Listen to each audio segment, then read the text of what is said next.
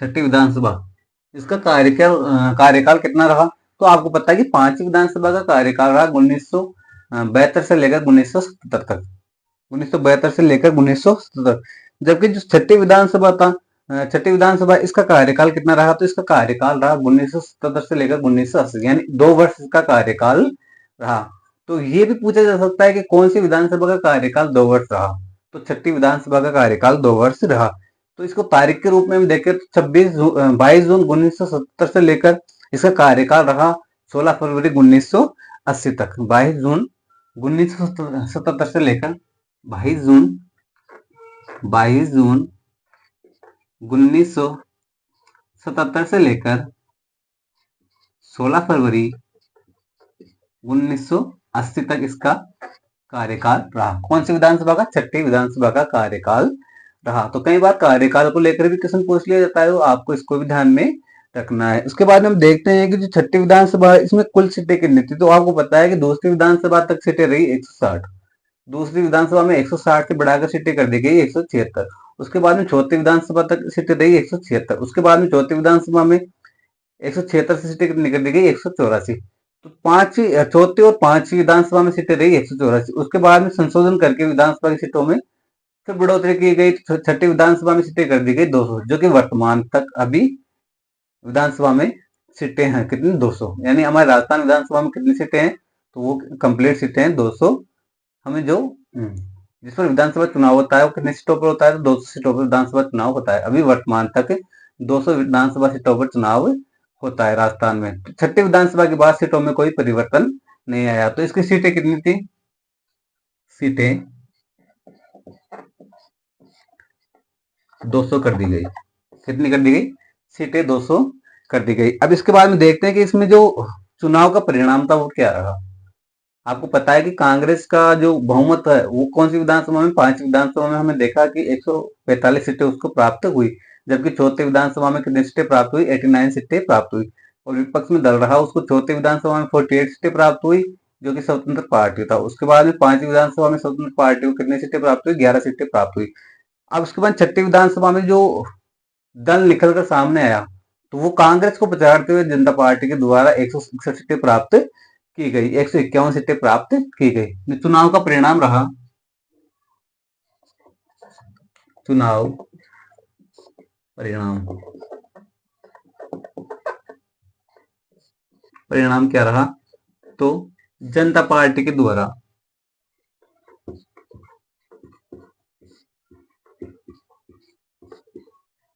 कितनी सीटें? 151 सीटें प्राप्त हुई। 151 सीटें जनता पार्टी के द्वारा प्राप्त की गई। उसके बाद में कांग्रेस को कितनी सीटें मिली? तो 151 के बाद देखें तो कांग्रेस को कितनी सीटें मिली? 41 सीटें कांग्रेस को प्राप्त हुई। यानी विपक्ष के बाद विपक्ष जो दल है उसके रूप में निकलकर सामने कौन आया? कांग्रेस पार्टी। कांग्रेस को कितनी सीटें प्राप्त हुई? तो इसको 41 सीटें प्राप्त हुई। कौन सी विधानसभा में? छठी विधानसभा में 41 सीटें प्राप्त हुई। उसके बाद में देखते हैं कि जो जो राष्ट्रपति शासन लगा यानी आपातकाल लगा, उसमें उसके बाद हुए चुनावों में जनता पार्टी की लहर इतनी तेजी से दौड़ी कि उसको बहुमत प्राप्त हुआ। कौन सी विधानसभा में? छठी विधानसभा में बहुमत किसे प्राप्त हुआ? जनता पार्टी को प्राप्त हुआ। यानी जनता पार्टी को स्पष्ट बहुमत, विधानसभा कौन सी थी? छठी विधानसभा में स्पष्ट बहुमत किसे प्राप्त हुआ? तो जनता पार्टी को प्राप्त हुआ। यानी आपातकाल के दौरान जनता पार्टी की लहर दिखाई दी। कितनी? जनता पार्टी की लहर दिखाई दी। चुनावों में जनता पार्टी का पक्ष मजबूत रहा। इसका क्या कारण था? तो जो आपातकाल लगा उसमें जो राज्य में जनता पार्टी की लहर इतनी भयंकर थी कि उसे 151 सीटें प्राप्त हुई तथा केंद्र और राज्य दोनों में जनता पार्टी की सरकार बनी। तो छठी विधानसभा में जो पार्टी हुई, कौन सी? जनता पार्टी, उसको राज्य में बहुमत प्राप्त हुआ, साथ ही केंद्र में भी उसको बहुमत प्राप्त हुआ। केंद्र और राज्य में दोनों जगह किसकी सरकार बनी? तो उसमें जनता पार्टी की सरकार दिखाई दी। यानी जनता पार्टी की सरकार बहुमत रूप से, स्पष्ट रूप से बहुमत प्राप्त करके सरकार बनाई गई, जनता पार्टी के द्वारा सरकार बनाई गई। उसके बाद देखते हैं कि राजस्थान में बनने वाली प्रथम गैर कांग्रेसी सरकार थी। कौन सी? जनता पार्टी की सरकार, जो कि कब बनी? तो ये बनी 1977 से लेकर 1980 में। तो जो प्रथम बार गैर कांग्रेसी सरकार थी वो कौन किस विधानसभा में निकल कर आई, तो वो पांचवी छठी विधानसभा में निकलकर सामने आई। तो जो जनता पार्टी थी उसमें जो भैरव सिंह शेखावत तो राजस्थान के जो प्रथम गैर कांग्रेसी मुख्यमंत्री चुने गए, भैरव सिंह शेखावत। तो कई बार देख लेते हैं कि मुख्यमंत्री को लेकर भी क्वेश्चन पूछ लिया जाता है। तो इसमें जो सबसे पहले तो लिखते हैं नोट लगा के कि प्रथम बार गैर कांग्रेसी सरकार बनी। इस विधानसभा में इस विधानसभा में प्रथम बार गैर कांग्रेसी सरकार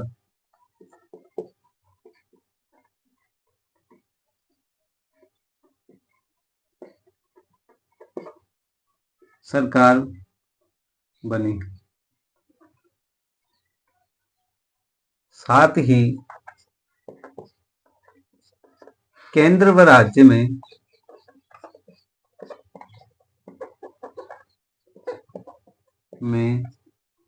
जनता पार्टी की सरकार बनाएगी। जनता पार्टी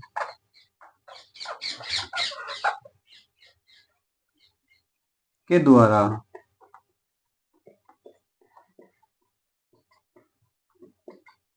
सरकार बनाएगी। सरकार बनाई गई, यानी केंद्र में भी जनता पार्टी की सरकार बनी और राज्य में भी जनता पार्टी की सरकार बनी।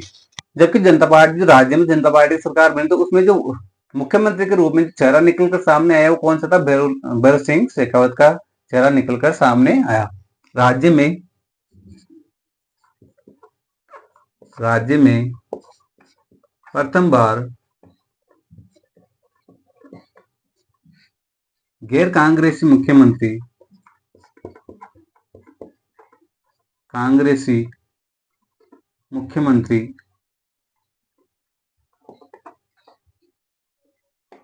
भैरव सिंह शेखावत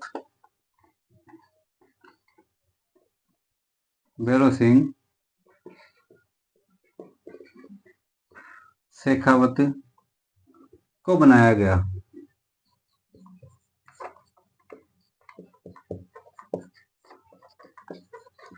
यानी गैर कांग्रेसी जो मुख्यमंत्री किसे बनाया गया, भैरव सिंह शेखावत को बनाया गया। कौन सी विधानसभा में, तो छठी विधानसभा में गैर कांग्रेसी मुख्यमंत्री भैरव सिंह शेखावत को बनाया गया।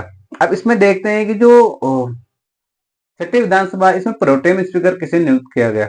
आपको पता है कि प्रोटेम स्पीकर की नियुक्ति राज्यपाल के द्वारा की जाती है। किसके द्वारा, राज्यपाल के द्वारा, जबकि संविधान में इसका कोई उल्लेख नहीं है। प्रोटेम स्पीकर का कार्य क्या होता है मैंने आपको पहले बताया हुआ है। बट प्रोटेम स्पीकर जो नवनिर्वाचित विधानसभा के सदस्य जो निर्वाचित होकर आते हैं, जीत कर आते हैं अपने अपने क्षेत्र से, तो उनको जो शपथ दिलाने का कार्य है वो किसके द्वारा, प्रोटेम स्पीकर के द्वारा किया जाता है। उसके बाद में देखते हैं कि जो प्रोटेम स्पीकर है उसका पद स्वतः ही समाप्त हो जाता है। कब हो जाता है, जब विधानसभा अध्यक्ष की नियुक्ति की जाती है तो उसका पद स्वतः ही समाप्त हो जाता है। तो छठी विधानसभा में जो प्रोटेम स्पीकर थे उनका क्या नाम रहा, छठी विधानसभा में प्रोटेम स्पीकर थे तो उनका नाम रहा मेजर फतेह सिंह। छठी विधानसभा में प्रोटेम स्पीकर नियुक्त किए गए किसके द्वारा, राज्यपाल के द्वारा। छठी विधानसभा में प्रोटेम स्पीकर किसे बनाया गया, मेजर फतेह सिंह को। यहाँ लिखता हूँ, यहाँ लिख देता हूँ pro tem speaker, pro tem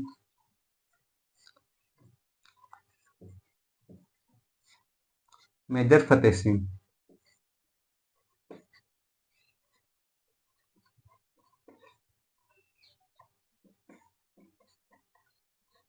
major Fateh Singh को छठी विधानसभा में प्रोटेम स्पीकर बनाया गया। छठी विधानसभा में प्रोटेम स्पीकर बनाया गया। जबकि विधानसभा अध्यक्ष, छठी विधानसभा में विधानसभा अध्यक्ष से बनाया गया तो महारावल लक्ष्मण सिंह को विधानसभा में, छठी विधानसभा में अध्यक्ष बनाया गया। किसको, महारावल लक्ष्मण सिंह को छठी विधानसभा में अध्यक्ष बनाया गया, जो कि राजस्थान के गैर कांग्रेसी विधानसभा अध्यक्ष रहे। यानी यहाँ लिखता हूं अध्यक्ष,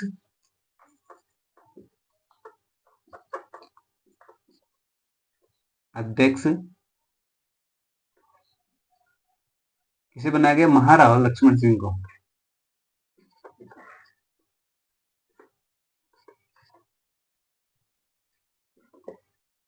लक्ष्मण सिंह को।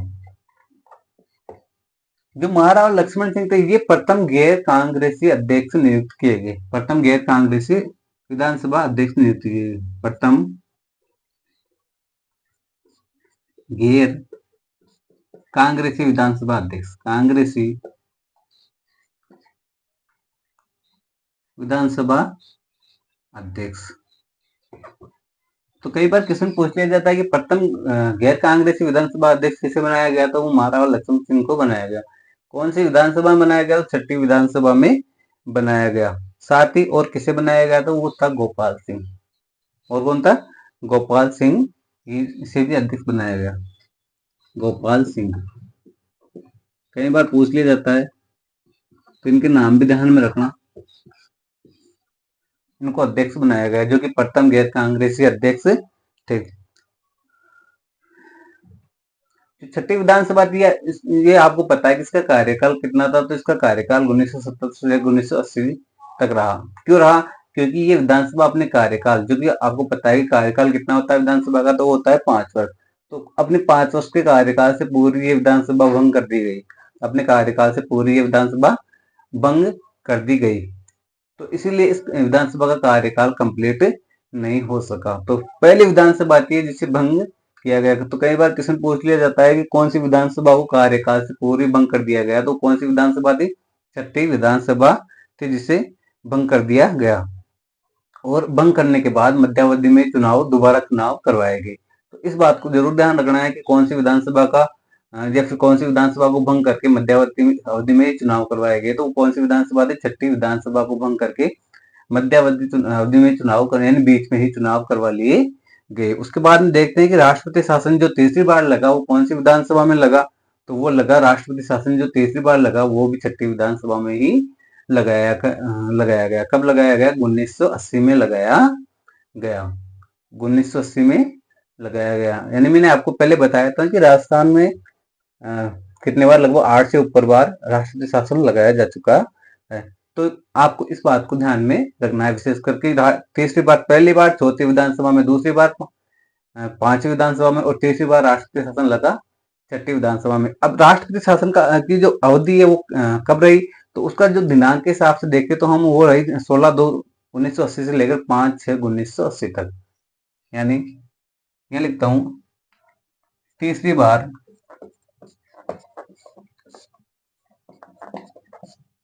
राष्ट्रपति शासन